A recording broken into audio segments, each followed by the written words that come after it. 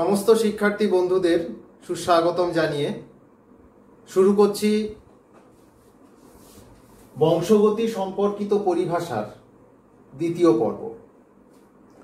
আগের পর্বে আমরা জেনেছি বংশগতি সম্পর্কে, বংশগতি বিদ্যা অর্থাৎ সুপ্রজনন বিদ্যা সম্পর্কে, সুপ্রজনন বিদ্যা বা বংশগতি বিদ্যার জনক গ্রেগর জোহান মেন্ডেল সম্পর্কে জেনেছি, প্রকরণ সম্পর্কে এবং পরিব্যক্তি সম্পর্কে। আজকে আমরা যেটা জানব তার মধ্যে প্রথম হচ্ছে বৈশিষ্ট্য বা প্রলক্ষণ বলতে কি বোঝা যায়, জিন কি জিনিস জানবো, লোকাস কাকে বলে এবং অ্যালিল কি। প্রত্যেকটাই খুব গুরুত্বপূর্ণ আমাদের এই বংশগতি বিদ্যার জন্য। তো প্রথমেই আমরা যেটা জানবো সেটা হচ্ছে বৈশিষ্ট্য বা প্রলক্ষণ, ইংরেজিতে যেটাকে বলা হচ্ছে ক্যারেক্টারিস্টিক্স বা ট্রেটস। কাকে বলে না, এই বৈশিষ্ট্য বা প্রলক্ষণ হলো এক ধরনের লক্ষণ যা কোনো নির্দিষ্ট জিনের বাহ্যিক প্রকাশ বা বহিঃপ্রকাশ বা ফিনোটাইপ, যা বংশ পরম্পরায় এক জনু অর্থাৎ জনিত্রী জনু থেকে তার পরবর্তী জনু অর্থাৎ অপত্য জনুতে স্থানান্তরিত হয়। এমন বৈশিষ্ট্য বা এমন লক্ষণ তাকেই আমরা বংশগতির ভাষায় বলছি বৈশিষ্ট্য বা প্রলক্ষণ। এখন কথা হলো যে কিছু কিছু বৈশিষ্ট্য বা প্রলক্ষণ আমাদের শরীরে দেখা যায় যেগুলো কিন্তু বংশ পরম্পরায় এক জেনারেশন থেকে বা এক জনু থেকে পরবর্তী জনুতে কিন্তু স্থানান্তরিত হয় না। যেমন ধরা যাক কোনো একজন সে জিম করে ব্যায়াম করে খুব পেশিবহুল স্বাস্থ্যের অধিকারী হলেন, তার মানে এই নয় যে তার সেই বৈশিষ্ট্য তার পরবর্তী প্রজন্মতে স্থানান্তরিত হবে। বা একজন খুব ভালো গান গাইতে পারেন, বা একজন খুব ভালো ফুটবল খেলতে পারেন বা ক্রিকেট খেলতে পারেন, তার এই বৈশিষ্ট্যগুলো কিন্তু কোনোভাবেই তার পরবর্তী প্রজন্মতে স্থানান্তরিত হবে না। তো এই বৈশিষ্ট্যগুলোকে সেই জন্য আমরা বংশগতির ভাষায় বা বংশগতির পরিভাষায় বৈশিষ্ট্য বা প্রলক্ষণ বলতে পারবো না। অর্থাৎ বৈশিষ্ট্য বা প্রলক্ষণ হলো সেই সমস্ত লক্ষণ যা এক জেনারেশন থেকে পরবর্তী জেনারেশনে স্থানান্তরিত হতে পারে। যেমন দেখা যাক যে তোমরা নিশ্চয়ই খেয়াল করেছো যে তোমাদের মধ্যেকার যে সমস্ত বৈশিষ্ট্য সেগুলো তোমার পরিবারের অন্যান্য আরো কয়েকজন সদস্যের সঙ্গে কিন্তু মিলে যায়। সে দাদু ঠাকুমা দিদিমা দাদু বা বাবা মা ভাই বোন, এদের কারোর না কারোর সঙ্গে কোনো না কোনো বৈশিষ্ট্যের কিন্তু সাদৃশ্য থাকে। এর থেকে বোঝা যায় যে সেই বৈশিষ্ট্যগুলো কিন্তু এই ক্যারেক্টারিস্টিক্স বা ট্রেটস অর্থাৎ বংশগতির বৈশিষ্ট্য বা প্রলক্ষণ। যেমন উদাহরণ হিসেবে আমরা বলতে পারি যে দৈহিক উচ্চতা, চুলের গঠন ও রং, ত্বকের রং, চোখের মনির রং, মটর গাছের উচ্চতা, এগুলো আমরা পরে জানবো। এই মটর গাছের উচ্চতাগুলো আমরা পরে জানবো। মটর গাছের বীজের আকৃতি, সেই বীজের রং, মটর গাছে ফুলের অবস্থান, ফলের আকৃতি, তারপরে আছে গিনিপিগের লোমের গঠন ও রং। এই যে বৈশিষ্ট্যগুলো, এগুলো কিন্তু প্রত্যেকটাই একটা জেনারেশন থেকে পরবর্তী জেনারেশনে বংশগতির মাধ্যমে স্থানান্তরিত বা জননের মাধ্যমে স্থানান্তরিত হয়। আবার এই প্রত্যেকটা বৈশিষ্ট্যের এখানে যে কটা আমি লিখেছি তার এক বা একাধিক ফেনোটাইপ, বিপরীতধর্মী ফেনোটাইপ থাকতে পারে। যেমন ধরা যাক যে মটর গাছের উচ্চতা, মটর গাছের উচ্চতার যে ফেনোটাইপ সেটা দু ধরনের হতে পারে, বেটে মটর গাছ, লম্বা মটর গাছ, অর্থাৎ উচ্চতা দু রকম হচ্ছে। দ্বিতীয়ত মটর গাছের বীজের আকৃতি, এটা গোল হতে পারে, কুঞ্চিত হতে পারে। তাহলে প্রত্যেকটা বৈশিষ্ট্যের দুই বা ততোধিক বিপরীতধর্মী বৈশিষ্ট্য কিন্তু বিপরীতধর্মী ফেনোটাইপ কিন্তু আমরা দেখতে পাই। এই হলো বৈশিষ্ট্য বা প্রলক্ষণ। এরপরে আমরা চলে আসব পরবর্তী গুরুত্বপূর্ণ যে জিনিসটা, সেটা হচ্ছে জিন। জিন কোথায় থাকে তোমরা আগে জেনেছো। জিন কোথায় থাকে আমরা জানি, ক্রোমোজোমের মধ্যে বা ডিএনএ তে জিন থাকে, যা আমাদের প্রতিটা কোষের নিউক্লিয়াসের মধ্যে বর্তমান। তো জিন বলতে আমরা কি বুঝবো? আমাদের এই যে বৈশিষ্ট্য বা প্রলক্ষণগুলো, এই যে আমরা বারবার বলছি বংশ পরম্পরায় পিতামাতার দেহ থেকে সন্তান সন্ততির দেহে স্থানান্তরিত হচ্ছে, তো কিসের মাধ্যমে যাচ্ছে? না এটা যদি আমরা ভাবি যে উন্নত ধরনের জীব, অর্থাৎ উন্নত ধরনের উদ্ভিদ বা প্রাণী বা প্রোক্যারিওটিক জীব যেমন ব্যাকটেরিয়া বা ছত্রাক, শৈবাল, প্রত্যেকের ক্ষেত্রেই কিন্তু একটা জেনারেশন থেকে পরবর্তী জেনারেশনে এই বৈশিষ্ট্য বা প্রলক্ষণের স্থানান্তরণ ঘটে ডিএনএ এর মাধ্যমে। তাই ডিএনএ কে বলা হচ্ছে জিন বস্তু। কোনো কোনো ভাইরাসের ক্ষেত্রে, যেমন এইচআইভি বা হিউম্যান ইমিউনোডেফিসিয়েন্সি যে ভাইরাস, যার জন্য এইডস রোগটা হয়, সেই ভাইরাসের ক্ষেত্রে আবার আরএনএ হচ্ছে তাদের জিন বস্তু, অর্থাৎ আরএনএ এর মাধ্যমে তাদের এই বৈশিষ্ট্য বা প্রলক্ষণগুলো একটা জেনারেশন থেকে পরবর্তী জেনারেশনে স্থানান্তরিত হয়।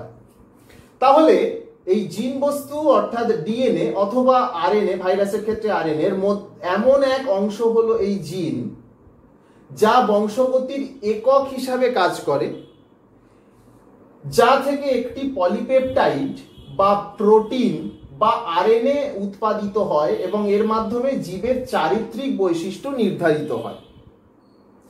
আমরা এখানে দেখতে পাচ্ছি যে এটা একটা ডিএনএ, এটা একটা ডিএনএ ছবি এঁকেছি আমি।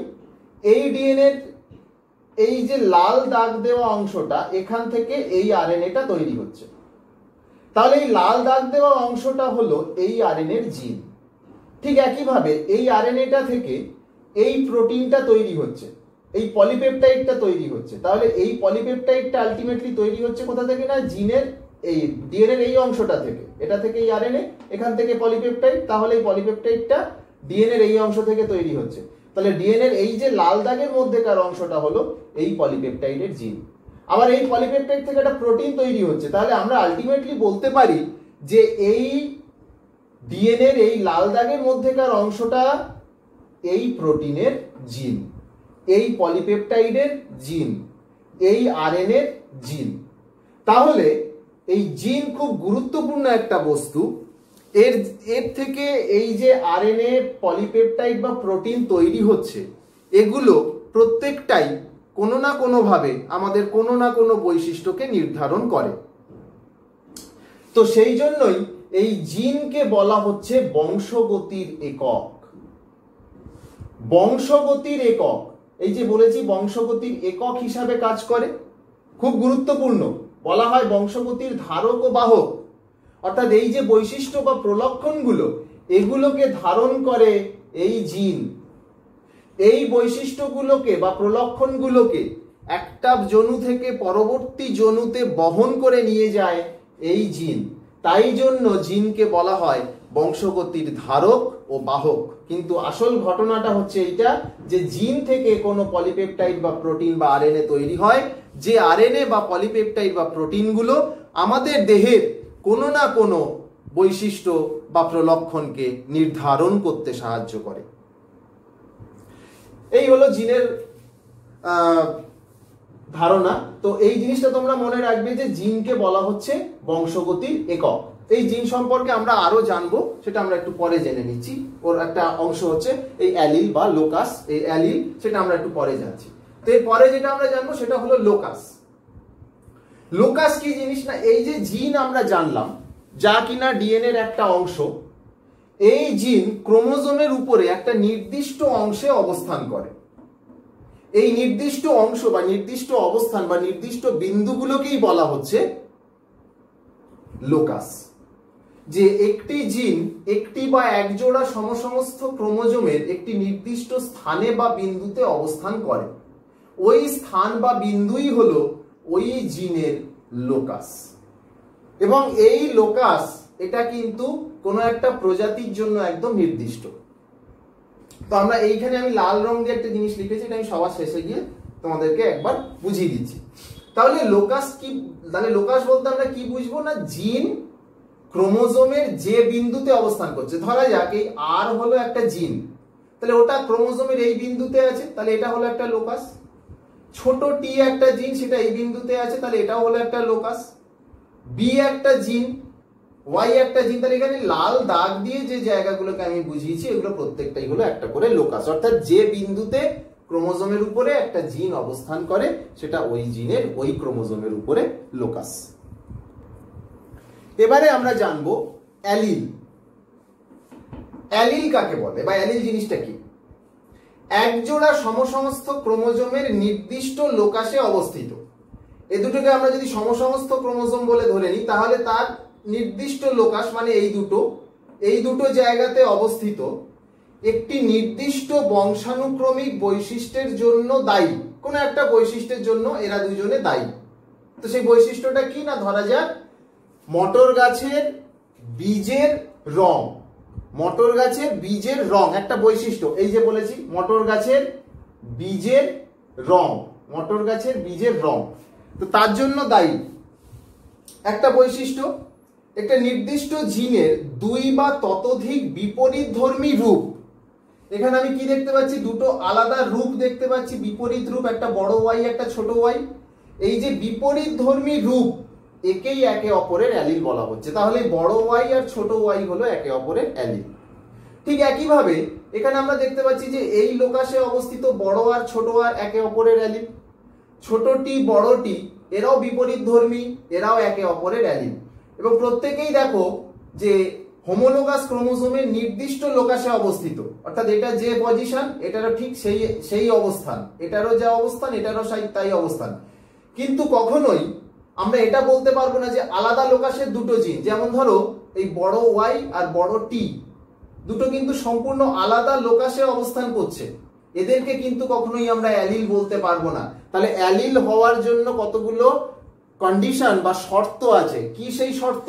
প্রথম শর্ত হচ্ছে ক্রোমোজোম দুটোকে হোমোলোগাস ক্রোমোজোম হতে হবে বা সমসমস্ত ক্রোমোজোম হতে হবে, লোকাসটাকে একটা নির্দিষ্ট লোকাস হতে হবে, জিনগুলোকে কোনো একটা নির্দিষ্ট বৈশিষ্ট্যকে বহন করতে হবে। যেমন ধরা যাক ছোটটি বড়টি এরা কোন বৈশিষ্ট্য বহন করে না, মটর গাছের উচ্চতার বৈশিষ্ট্যটা বহন করে, এবং বিপরীতধর্মী হতে হবে। বড়টি ছোটটি দুটো আলাদা, বড়টির জন্য গাছ লম্বা হয়, ছোটটির জন্য গাছ বেঁটে হয়, অর্থাৎ ফেনোটাইপটা এদের ক্ষেত্রে আলাদা, কিন্তু জিনটা একই জিন। এই যে বিপরীতধর্মী যে জিন দুটো, এদেরকে একে অপরের অ্যালিল বলা হবে। সাধারণত নির্দিষ্ট সমসমস্ত ক্রোমোজোম জোড়ে নির্দিষ্ট লোকাসে এক জোড়া করেই অ্যালিল দেখা যায়। এখানে কিন্তু আমরা এক জোড়া করেই অ্যালিল দেখতে পাচ্ছি প্রত্যেকটা ক্ষেত্রে। দেখো বড় ওয়াই ছোট ওয়াই, বড় আর ছোট আর, ছোট টি বড় টি, প্রতিটা ক্ষেত্রে এক জোড়া করে আমরা অ্যালিল দেখতে পাচ্ছি। এর মধ্যে মানে বেশিরভাগ ক্ষেত্রে এটা সত্যি, কিন্তু কিছু কিছু ক্ষেত্রে এর ব্যতিক্রম লক্ষ্য করা যায়। তখন কি হয় না, নির্দিষ্ট সমসমস্ত ক্রোমোজোম জোড়ের নির্দিষ্ট লোকাসে কোনো নির্দিষ্ট জিনের এক জোড়া না থেকে মানে দুটো না থেকে তিন বা তার বেশি বিপরীতধর্মী রূপ থাকে। কোনো একটা জিনের তিন বা তার বেশি ধরনের বিপরীতধর্মী রূপ দেখতে পাওয়া যায়, তখন তাদেরকে বলা হয় মাল্টিপল অ্যালিল, যেহেতু দুইয়ের বেশি। কিন্তু এখানে যেহেতু দুটো, তাই এদেরকে বলা হচ্ছে সাধারণ অ্যালিল। উদাহরণ হিসাবে আমি একটা উদাহরণ দিয়েছি, যেমন ধরা যাক মটর বীজের রং, বড় ওয়াই ছোট ওয়াই, এটা হচ্ছে বৈশিষ্ট্য, তার জন্য দুটো অ্যালিল। ঠিক একইভাবে বীজের আকার, এটা একটা বৈশিষ্ট্য, তার জন্য দুটো অ্যালিল, বড় আর ছোট আর। বড় আরটা কি? গোলাকার, ছোট আরটা কুঞ্চিত। কি? বীজ, মটর গাছের বীজের বাইরের দিকটা যদি গোলাকার হয় তাহলে তার জন্য দায়ী হচ্ছে বড় আর, আর যদি কুঞ্চিত হয় তার জন্য দায়ী হচ্ছে ছোট আর। এগুলো হচ্ছে ফেনোটাইপ, কিন্তু বৈশিষ্ট্য হলো বীজের আকার। ঠিক একইভাবে গাছের উচ্চতা, এটা বৈশিষ্ট্য, তার ফেনোটাইপ দুটো। একটা বড় টির জন্য দায়ী হচ্ছে লম্বা উদ্ভিদ বা লম্বা মটর গাছ, আর ছোট টি এর জন্য দায়ী হচ্ছে বেটে মটর গাছ। এই দুটো হচ্ছে একটাই জিনের আলাদা বা ভিন্ন বা বিপরীতধর্মী রূপ, এরা হলো একে অপরের অ্যালিল, এবং এই দুটো হলো তার ফেনোটাইপ। এইখানে খুব গুরুত্বপূর্ণ একটা জিনিস, একটা কথা এখানে বলা হচ্ছে, দেখো যে নির্দিষ্ট জিন নির্দিষ্ট বৈশিষ্ট্যের জন্য দায়ী। যে একটা জিন ছিল, সেই জিনটা মটর গাছের উচ্চতার জন্য দায়ী, কিন্তু ওই জিনের যে অ্যালিল দুটো, অর্থাৎ বড়টি আর ছোটটি, তারা সবসময় ভিন্ন ফেনোটাইপ প্রদর্শন করবে, সবসময় ভিন্ন ফিনোটাইপ প্রদর্শন করবে বা বিপরীতধর্মী ফিনোটাইপ প্রদর্শন করবে। বড়টি লম্বা, ছোটটি বেঁটে, বড় আর গোল, ছোট আর কুঞ্চিত, বড় ওয়াই হলুদ, ছোট ওয়াই সবুজ, সবসময় বিপরীতধর্মী ফেনোটাইপ। কিন্তু জিনগুলো একটা নির্দিষ্ট বৈশিষ্ট্যকে বহন করছে, যে বৈশিষ্ট্যগুলো হলো বীজের রং, বীজের আকার, গাছের উচ্চতা। এবারে আমরা জেনে নেব, এই যে আমি বললাম মাল্টিপল অ্যালিল, এই মাল্টিপল অ্যালিলের দুটো উদাহরণ আমি জেনে নেব। যেমন প্রথম উদাহরণ হচ্ছে মানুষের রক্তের বিভাগ নিয়ন্ত্রণকারী অ্যালিল। মানুষের রক্তের বিভাগ, এটা একটা বৈশিষ্ট্য। এর জন্য দায়ী যে অ্যালিল তার সংখ্যা হচ্ছে, এখানে দুটো করেছিল, এখানে আমরা দেখতে পাচ্ছি তিনটে, চারটে নয় তিনটে। IA, IB, I0 বা ছোট i, দুটোর যে কোনো একটা দিয়ে লেখা হয়। তো তোমরা যে কোনো একটা লিখতে পারো, I0 লিখতে পারো বা ছোট iও লিখতে পারো, দুটোই ঠিক। তাহলে তিনটে অ্যালিল মানুষের রক্তের বিভাগকে নিয়ন্ত্রণ করছে, তাই এদেরকে বলা হচ্ছে, যেহেতু দুইয়ের বেশি তাই এদেরকে বলা হচ্ছে মাল্টিপল অ্যালিল। তো এ গ্রুপ কিভাবে হবে না, যদি IA থাকে অথবা I এর সঙ্গে ছোট i থাকে তাহলে হবে এ গ্রুপের রক্ত। যদি IB থাকে বা IBর সঙ্গে ছোট i থাকে তাহলে হবে বি গ্রুপের রক্ত। যদি IA এবং IB একসঙ্গে থাকে তাহলে হবে AB গ্রুপের রক্ত, আর যদি দুটো ছোট i থাকে তাহলে হবে O গ্রুপের রক্ত।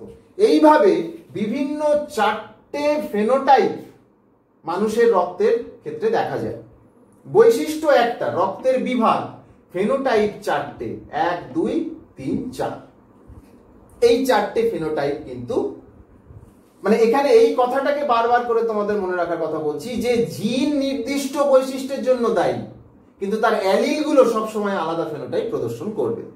ঠিক একইভাবে খরগোশের লোমের রং নির্ধারণকারী অ্যালিল, খরগোশের লোমের রং, যে উপরে যে লোম থাকে তার দেহের উপরে, সেই লোমের রং নির্ধারণকারী অ্যালিলের সংখ্যা হচ্ছে চারটে। কি কি? C+, C, CH, CH এবং ছোট c। C+টা হচ্ছে, এটা স্বাভাবিক। কি রং হবে না, বাদামি রং বা খয়েরি রঙের হবে। CCH এটা হচ্ছে চিনচিলা। চিনচিলাটা আবার কি না, সারা গায়ের রং সাদা, শুধুমাত্র পায়ের যে থাবা, লেজ, কান এবং নাক এবং মুখের কাছটা, এই জায়গাটা শুধু কালো হবে, বাদবাকি পুরো দেহটা কিন্তু সাদা হবে। CHটা কি না, এর যে সারা গায়ের যে লোম, সেই লোমের নিচের দিকগুলো সাদা কিন্তু উপরের দিকগুলো কালো হওয়ার জন্য পুরো দেহটার রং কিন্তু হয়ে যায় ধূসর। আর একটা হচ্ছে C, যেটাকে বলা হচ্ছে অ্যালবিনো। এটার জন্য এর সারা, মানে এই জিনটা যে খরগোশের শরীরে থাকবে তার সারা গায়ের লোমের রং হবে সাদা, ধপধপে সাদা। আর CHটা হচ্ছে হিমালয়ান, যেটা বললাম ওই ধূসর বর্ণের হবে। তাহলে এই হচ্ছে আমাদের বংশগতি সম্পর্কিত পরিভাষার আজকের বিষয়। আজকের এই অংশটা শেষ করার আগে একটা ছোট জিনিস আমি তোমাদেরকে বলতে চাই, সেটা হলো এই যে লোকাস, ক্রোমোজোম, জিন, অ্যালিল, এইটা নিয়ে একটা কথা আমি তোমাদেরকে বলতে চাই। সেটা হচ্ছে কোনো একটা প্রজাতি, ধরা যাক মানুষ প্রজাতি, হোমো সেপিয়েন্স সেপিয়েন্স, তার কোনো একটা ক্রোমোজোম, ধরা যাক 1 নম্বর ক্রোমোজোম, তার কোনো একটা লোকাস, ধরা যাক এইরকম একটা লোকাস, সেখানে যে অ্যালিলটা থাকবে, যত মানুষ রয়েছে সবারই ওই 1 নম্বর ক্রোমোজোমের ওই লোকাসে ওই অ্যালিলটাই থাকবে। অর্থাৎ এটা মানুষ প্রজাতির জন্য ধ্রুবক বা কনস্ট্যান্ট, এর কোনো পরিবর্তন হবে না। অর্থাৎ আমার ক্ষেত্রেও 1 নম্বর ক্রোমোজোমের এই লোকাসে যে অ্যালিল আছে, তোমার ক্ষেত্রেও ওই ক্রোমোজোমের ওই লোকাসে ওই একই অ্যালিল আছে। এইটুকু বলেই আজকের আমাদের এই বংশগতি সম্পর্কিত পরিভাষার দ্বিতীয় পর্ব শেষ করলাম। সকলে ভালো থেকো, আনন্দে থেকো, ধন্যবাদ।